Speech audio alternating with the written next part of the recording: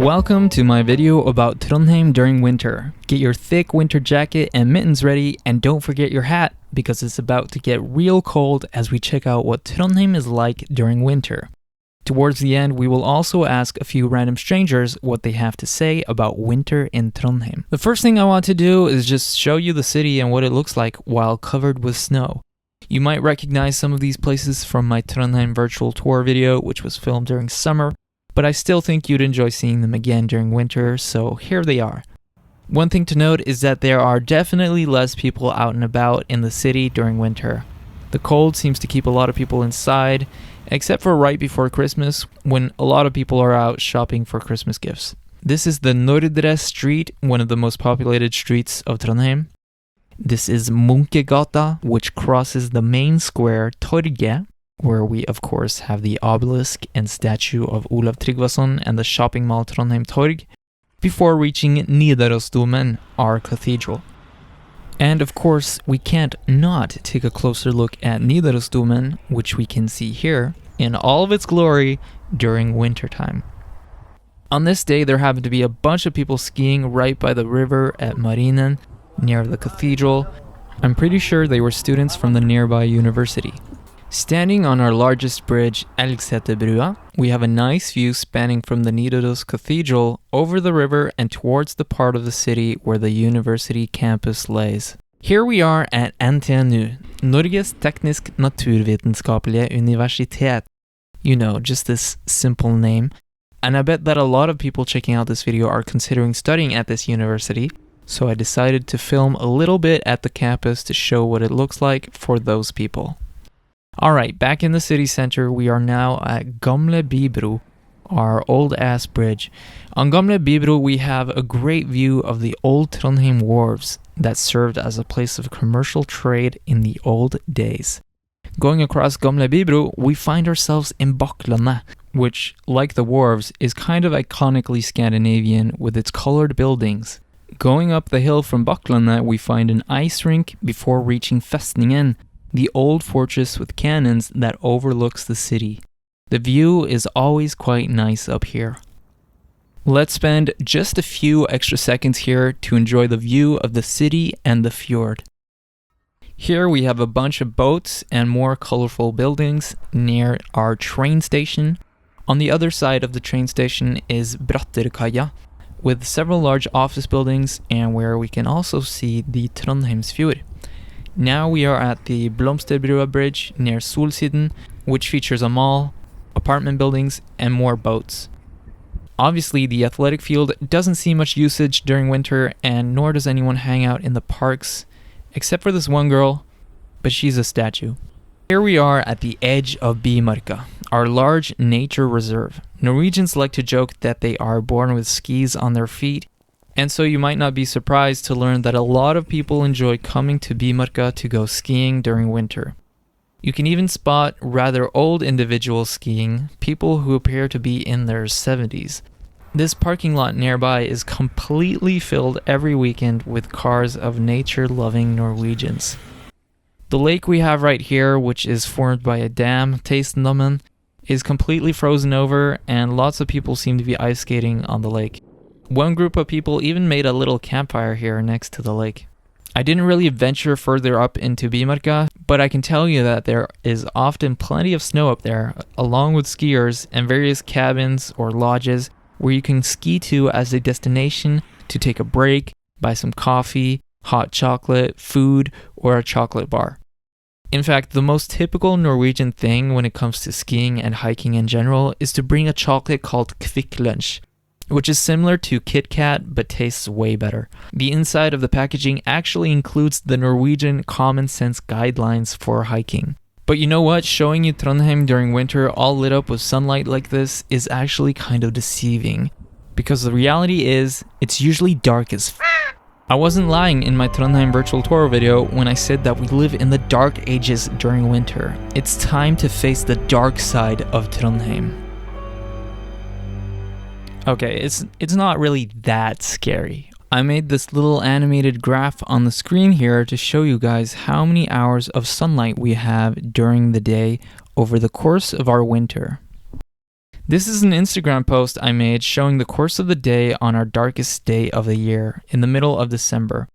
On that day, we only have about 4 hours of light, and the rest is pretty much pitch black. Interestingly though, when it's misty or cloudy and there's also a lot of snow, nighttime can actually be somewhat bright, as the mist is illuminated by the city lights and reflected by the white snow.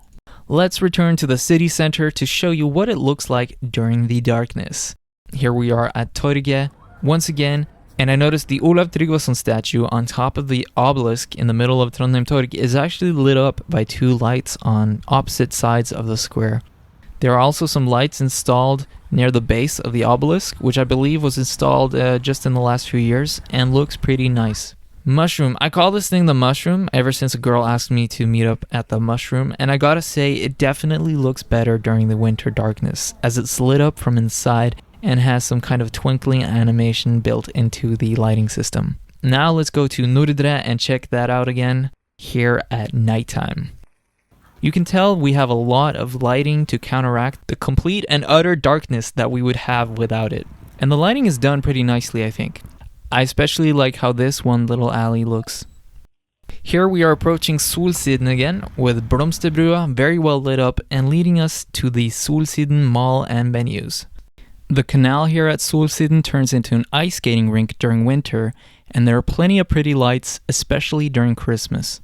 At nighttime, the graveyard that surrounds the Nidaros Cathedral can be kind of spooky, as there's no lighting here except for on the cathedral itself.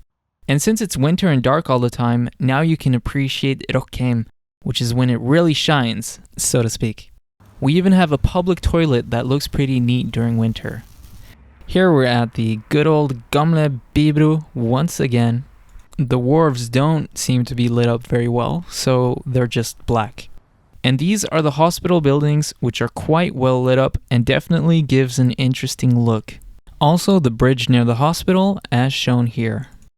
Winter officially started on November 19th with the arrival of the first snow, which was a bit later than usual. It didn't stay for long though, and we didn't get proper snow until a month later, which provided us with a snowy and white Christmas. The 2 or 3 weeks leading up to Christmas, we have a Christmas market in town. Here you can buy reindeer meat, fish, trinkets, and some fast food, all that good stuff. There's also a huge tent in the middle of the square, which I believe serves as like a temporary restaurant of sorts. Unfortunately, I didn't gather much footage during this period. This is from New Year. We obviously celebrate New Year's Eve here, and people shoot up some fireworks around midnight. Okay, let's talk about the weather. Like always in Trondheim, the weather is somewhat unpredictable and volatile, but rest assured, we have periods with plenty of snow and very cold temperatures. This winter, we had a 2-week period of temperatures being around -8 to -15 degrees, and let's just say it was pretty chilling. When you have massive chunks of ice floating around in the river, you know it's cold. The boats at Solsiden seem to be chilling in some frosty water as well. I have no idea what's going on here. Some days are just windy as hell, demonstrated here by these large trees having a dance party. We have plenty of snow here. For those who are viewing this from Brazil or whatever and might not have experienced snow, it's white, soft and fluffy, and turns into various different consistencies ranging from solid ice to powder, depending on the weather conditions and the forces exerted on it. I recommend not eating the yellow snow because it doesn't taste very good. If we get some warmer periods after snowing, we can get some slush, or it can just become very wet, which isn't so fun. If the sky is relatively clear, we can often get clouds with pretty colors, like this pink one here, which complements the blue sky nicely. On this particular day, the entire sky was kind of a reddish pink, I'm not sure why. Also, you should take into account that quite often the sky isn't this clear, so even during the daylight hours, it can be pretty darn bleak. We have some days where it's just gloomy and gray all day long with no sign of any sun. There's something nice about when it's snowing heavily and everything is quiet, as the snow muffles all the ambient sounds that you usually hear. It's very peaceful. When the snow is of a certain type, any incline above 20-ish degrees, you can slide down. On the roads, we apply salt to make the snow melt, and stones or gravel to create traction so that people aren't constantly falling and hurting themselves. During the coldest days, the city center almost feels desolate, with most people opting to stay inside. When it's snowing heavily, the city sends out tractors or snow pushers to clear out the snow from the streets and make them easier to navigate. They also apply the gravel that I mentioned just earlier. The snow pushers even come out at night when there's enough snow. They have a ton of lights on them and are super bright. They can leave the snow being super slippery, which can be fun to slide down on, but watch out not to slide into the snow pusher like I'm doing right here. Often one can smell a certain aroma in the air from people heating their houses with firewood, as many homes have chimneys. Trondheim also has northern lights. They're not as common or strong here as compared to more northerly places such as Tromsø, but if you're lucky you might see them, especially during fall or late winter. When it comes to the pandemic, Trondheim was also, like the rest of Europe, hit with a second wave of COVID, bringing upon a mask mandate in public along with some other measures right before Christmas. Our COVID numbers are pretty low, with a little more than 3,000 cases in total, and the majority of people have had their first vaccine at this point. I also wanted to show this clip, even though it's from fall. Vinmonopolet, the government-owned monopoly liquor chain store, was the only store to have any kind of restrictions, and so it generated huge lines of people wanting to buy their booze. Alright, and now let's ask a few strangers on the streets what they have to say about Trondheim during winter. What do you like about winter in Trondheim? Jeg liker at det veldig pent. Det veldig fint å gå I naturen. Veldig gode skiforhold, ikke minst. Og I det hele tatt bare... Det ser veldig fint ut på vinteren, synes jeg. På dager som I dag så jo sola og byen I seg selv jo så fint. Det jo miljøet, arkitekturen, alt, egentlig. Jeg synes jo at været ganske fint da. Sånn, det kan være litt skiftende til tider. Men jeg kommer jo fra Tromsø da, hvor det mørketid. Mens her så, du ser jo nå, det lyser jo skikkelig mye sol og får skikkelig sånn god stemning av det. Så kanskje været da. Altså, Trondheim jo generelt en fin by hele året rundt, spør du meg da. Men som min første vinter her, jeg liker vel bare at det fortsatt lett å komme seg rundt I byen, selv om det snø og sånn, fordi jeg må der det på en måte viktig. Har det vel heller ikke vært glatt noen steder heller for min del, I hvert fall. Jeg går jo på skole rett I nærheten. Og så, I hvert fall I juletider, så synes jeg det var utrolig fint med alle julelysene. Det var utrolig fint. What do you not like about winter in Trondheim? Hvor surt det kan bli. Sånn, jeg jo fra Lillehammer, så jeg jo vant til 20 minus kan være greit, men 20 minus og iskald vind, den er jeg ikke så glad I. Det veldig kaldt. Spesielt I januar og desember måned det har vært veldig kaldt. Når det kommer ned I 15 til 20 minus, da synes jeg det blir litt I overkant, så kulden kan bli litt voldsom. Ja, det et problem med vinter generelt, men det jo bra kaldt, rett og slett. Jeg føler nesten det kaldere her nede enn det I Tromsø. Av en eller annen grunn, jeg vet ikke helt hvorfor, men her nede jo sånn 10-11 minus, mens her oppe det kanskje 5 nå. Sånn. Når man går over blomsterbrua for eksempel, så det utrolig mye vind. Så jeg liker vel bare ikke kulda. Det vel egentlig det. Jeg har ikke hatt noen andre problemer. What tips do you have for surviving the winter in Trondheim? Gode ullklær, god vinterjakke. Og holde seg I aktivitet. Komme seg ut og bevege seg, gå på ski og sånn, så holder man varmen. Nei, når det litt mer normale omstendigheter da, så det jo å gå ut og kose seg, dra på kafé, besøke hverandre. Når det sånn som nå, så vil jeg si velvære, hudpleie, frisør, gå og ta litt vare på kroppen og kose seg med det man kan. Basically. Ja, det blir jo mørkere generelt da, og det kan jo tære litt på, så kanskje få seg ganske mange lamp inne for eksempel, og bare passe på at man har det bra. Passe på at man har gått med vintertøy, spesielt sko. Det ikke så lenge siden jeg så noen ble plukket opp av politiet for han gikk rundt barbeint.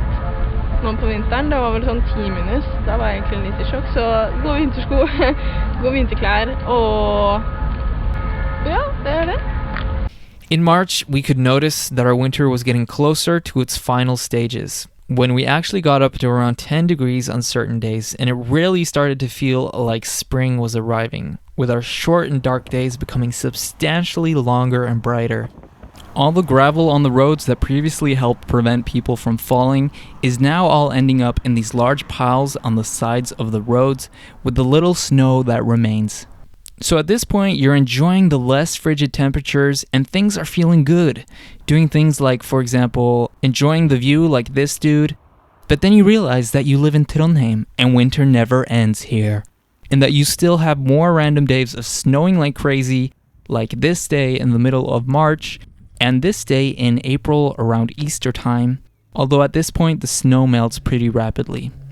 Obviously, these electric scooters were put out too early, but you can't blame them because we all thought winter was over.